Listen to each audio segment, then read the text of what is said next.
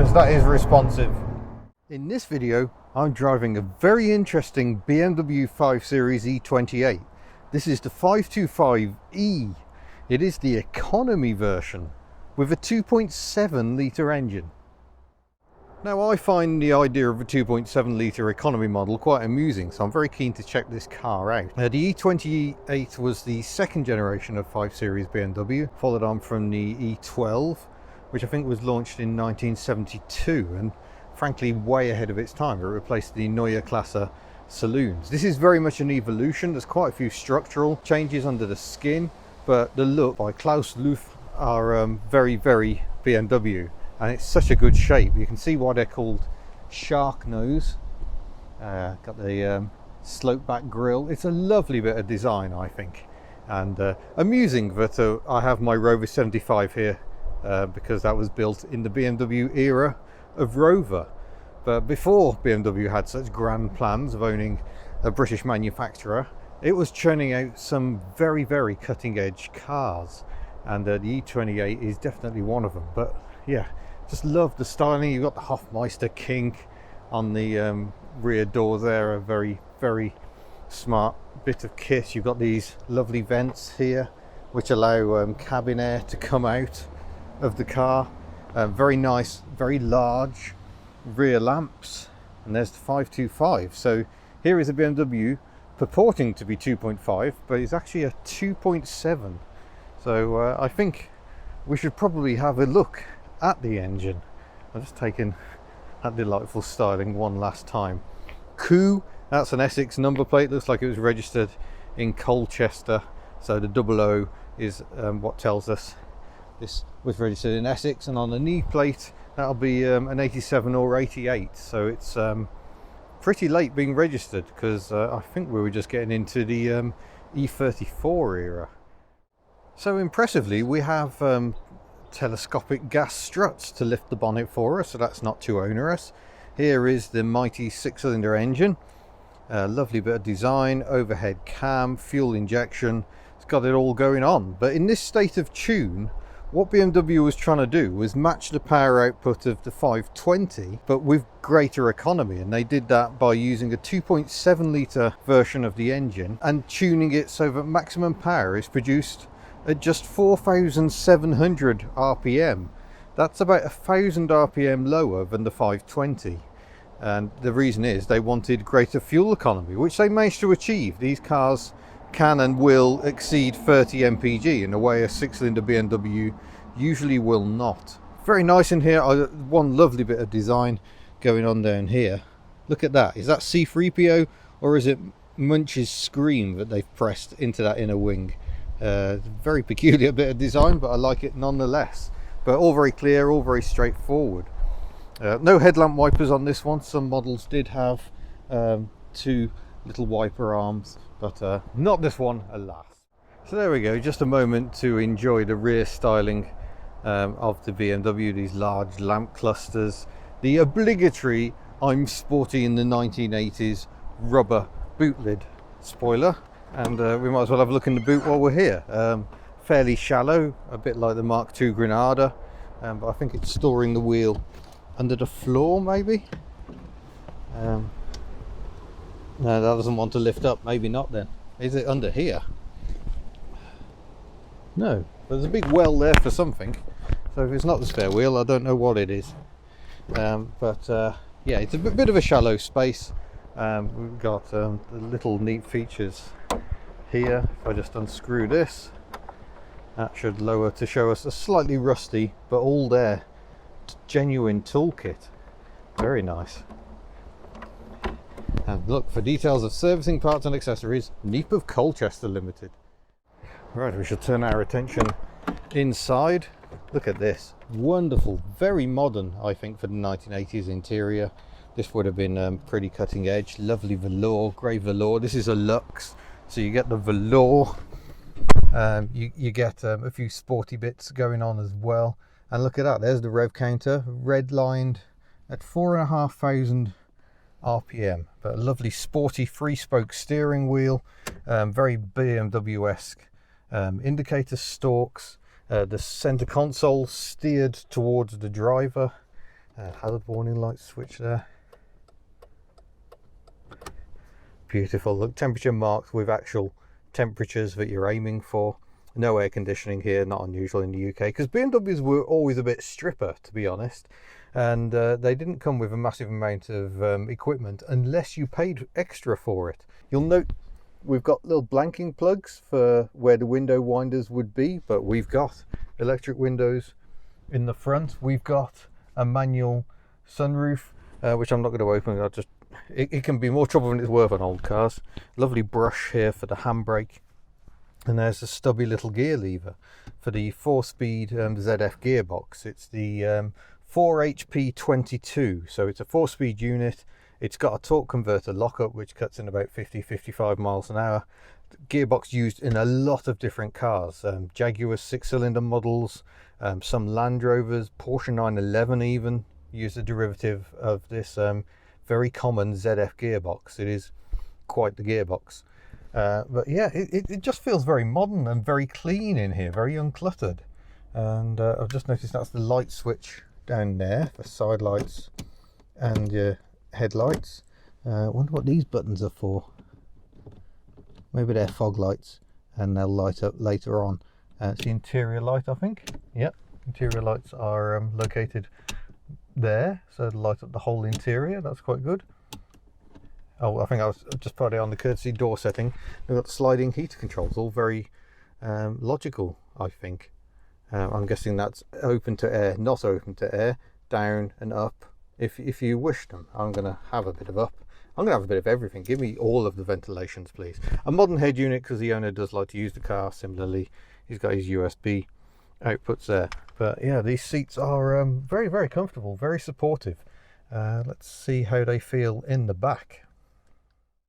Oh yeah, it's quite nice here. I can get my feet under the seat in front. There's a lot of leg room with the seat set for me. These nets, I think, would have had a bit more elastic in them. I think the elastics died, so they're now looking a bit baggy. I think there are neater ways of doing that. But again, the cheapness. So we've got vinyl going on the seat sides and backs. It's not velour all the way around. I've got an armrest. And a very chunky one it is too. So that's quite good. I've got a good amount of headroom and head restraints because of the Lux specification. So that's quite good. I've got a little ashtray here. But that is it really. I'm on the winding windows. I've got to do it myself. But they do go down all the way. So that's a good sign. But yeah, it's quite nice back here. I think I could enjoy sitting in this car because the windows have such depth to them. It feels quite pleasant. It doesn't feel claustrophobic. Actually, that's quite a delicious detail. The way the seatbelt buckles have their little spot to slot in. Oh yeah, there we go. Very neat. Why don't more manufacturers do that? Whoa! That's still quite quick. It's got the inspection light on it. I think it thinks it's due a service. Fussy car. So let's try those lights. Oh yes, now the fog light option illuminates. So I've got fronts and rears. My warning lights are here. That's quite good. So we'll show you the lights later on. But wipers. Oh yeah. Passenger arc has a lovely swing on it and there's good overlap. No triangle of doom. Very smooth, very efficient wipers. I quite like that. I've always wanted to drive one of these cars just because of the wipers. That's the sort of sad individual I am. But we shall first of all select first, or drive rather, because I need to get out of this car park. It's quite tight in here. Brakes need a good shove. It's a remote servo. I didn't show you under the bonnet, but the servo is not in a great place. Who's parked that Rover 75 there in the way? That'll be me. Right, there we go. Now I can apply some seatbelt, having completed my manoeuvrings, and we should get underway. Nice little stubby lever. Steering requires a bit of a heave. It's a steering box. It's not rack and pinion. But yeah, everything feels nicely measured, like someone's put some thought into every detail. I say that, but actually the gauges are being mightily obscured by the steering column, to the point I'm going to see if I can adjust that. Have we got a steering column adjust? Oh, we have. Oh, it doesn't seem to want to move. That's peculiar. Oh well, I won't be doing anything about that then. That's strange. That is definitely a steering column adjust, but it doesn't want to move anywhere. So I'm going to have to live with the gauges being obscured. So here we go in the economy BMW. Now, it wasn't the only economy E28. We didn't get them in the UK, but BMW also introduced its 6-cylinder turbo diesels in this car, in the E28, but they were only sold on the continent. So it's a bit of a shame. I would like to try one of those. Well, so far it's behaving much as I expected, I think. Oh, a fair bit of wind noise going on there at just 40 miles an hour. It is quite a blustery day, but I really can hear it, and I think that's a combination of windscreen seal. We've got a sunroof as well. Sunroof can be a great source of noise and leaks, so they're not always good news. Whoa, yeah, it does respond well.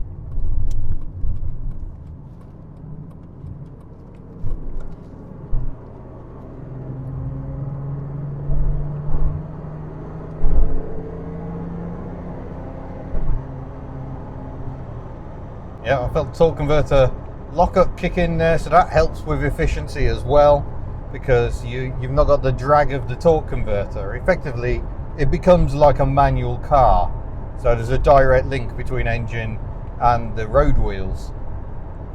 Torque converters always lose a bit of energy, so that helps with the economy, but I can't say it drives much differently to a normal one. I was expecting it to feel almost lazy. It doesn't seem inclined to laziness.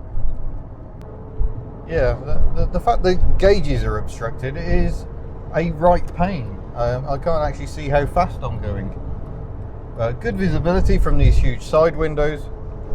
There's 50 mile an hour on this sector, but yeah, there's an awful lot of wind noise going on. I've just jumped out of a Mark II Granada, and I was thinking the Mark II Granada wouldn't feel as refined as a BMW. At the moment, the Granada is edging it in terms of refinement. That has come as a surprise. I think the ride has a little more composure here in the BMW. It's feeling very relaxing at these speeds. There's a certain amount of road noise as well, but feels very, very composed, very relaxed. I don't think BMW persisted with the idea of an economy 6, but it was really driven by the American market, where manufacturers were under pressure to improve the average economy across their fleets, the cars they offered for sale, and all of BMW's cars were very thirsty. Those big 6 engines really do like to drink, so this was their attempt to combat that, and I think it's quite an ingenious way. I mean, I know from personal experience I could get the same economy out of a 4-litre Lexus V8 as I could out of a 2-litre Rover V6. So bigger engines do have their advantages, that they deliver their torque more readily and without such need for revs. It's quite a high driving position. The seat actually feels quite a high way off the floor, and that suits me absolutely perfect, but it's not necessarily what you expect in a car that's presented as sporty. You know, BMW is meant to be the ultimate driving machine, so you almost expect to hunker down a bit more. Oh, and here comes the motorway speed limit. So we're jumping up to 70, doing 50 at the moment. Let's give it a bootful, see what happens.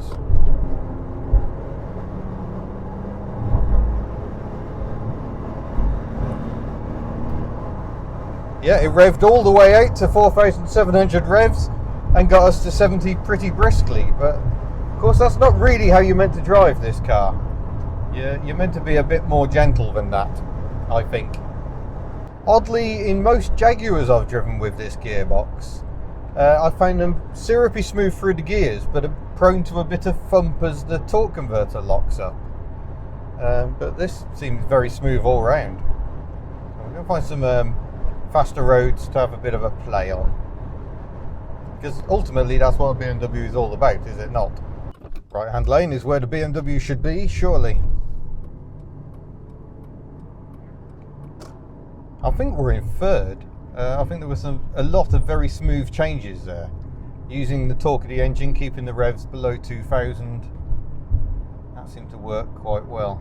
So you can make progress without any effort whatsoever. Yeah, that is relaxing. And I must say, I drove quite a lot of miles in an E39 BMW a few years ago, and the gearbox infuriated me because it just seemed too ready to kick down. This is my idea of a perfect automatic gearbox. Oh, come on, Mini Cooper, get out of my way. BMW coming through, don't you know I'm important? I've got spotlights and everything. Yeah, it gathers pace very easily. You just can't see how fast I'm going. That is terrible. And though in theory the column is adjustable, it just doesn't seem to be working. I'm not sure I'd want the steering wheel any higher. That's where I want it. The only problem is the gauges are too high. It's a crazy oversight. What a lovely interior though. Apart from that issue, it's just very well styled, but I suppose form shouldn't take over from function really. It would be better if it actually showed me how fast I was going. Let's try some quicker roundabout hurtling. Yeah, that's I wouldn't want to necessarily chuck it around a wet roundabout. I think that would probably catch it out a little. These 1980s BMWs were notorious for that, the little E30s and especially the E21s especially. But it has a really nice poise. It feels dynamic. Yeah, blimey, you really do have to lean on the wheel a bit. It's not assisted to the point you don't have to do anything. It certainly isn't what you'd call finger light. But it's very nicely weighted when you're at this sort of speed.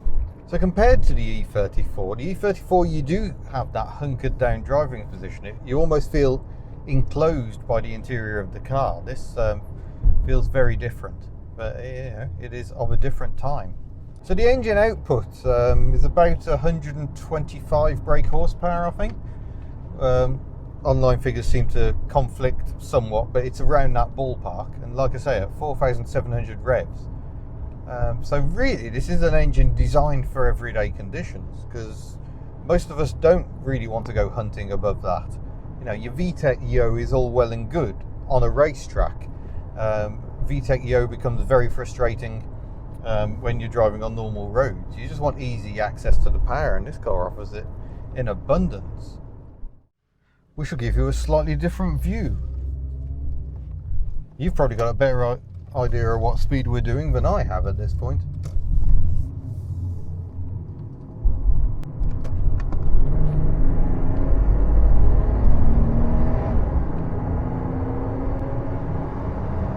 Jeepers, that is responsive.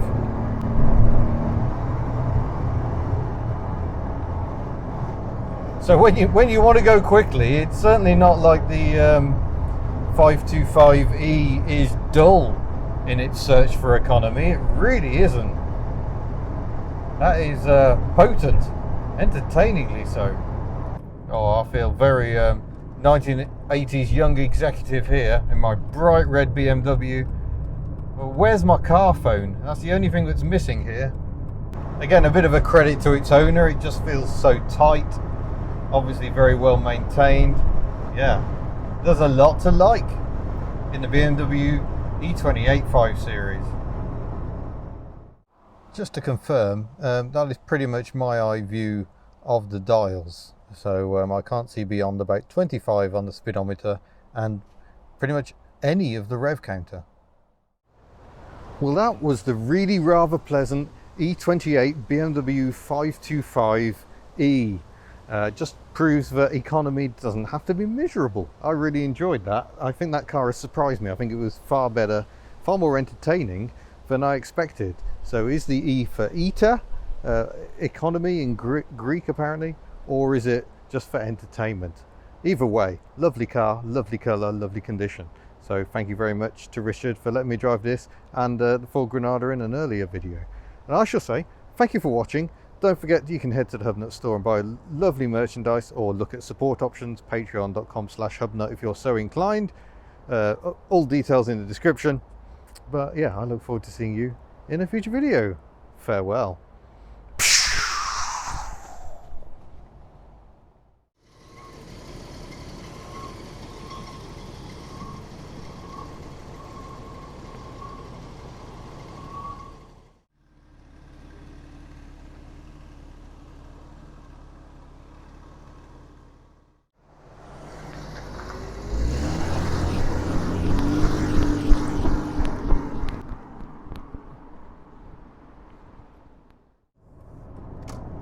Into the overtake lane, because